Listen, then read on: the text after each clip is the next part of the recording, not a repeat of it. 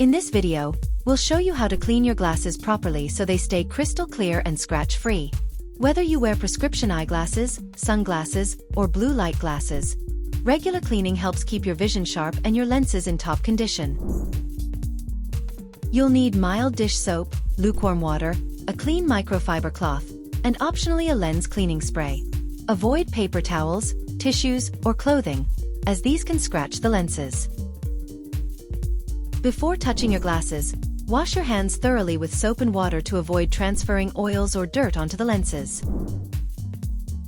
Hold your glasses under a gentle stream of lukewarm water. This removes dust and debris that could scratch the lenses during cleaning. Avoid hot water, as it can damage lens coatings. Put a tiny drop of mild dish soap on your fingertips and gently rub both sides of the lenses, the nose pads, and the frame. Focus on areas where oils and smudges build up, like the bridge and earpieces. Rinse your glasses again with lukewarm water to remove all soap residue.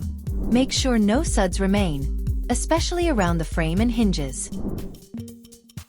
Gently shake off excess water, then use a clean microfiber cloth to dry the lenses and frame.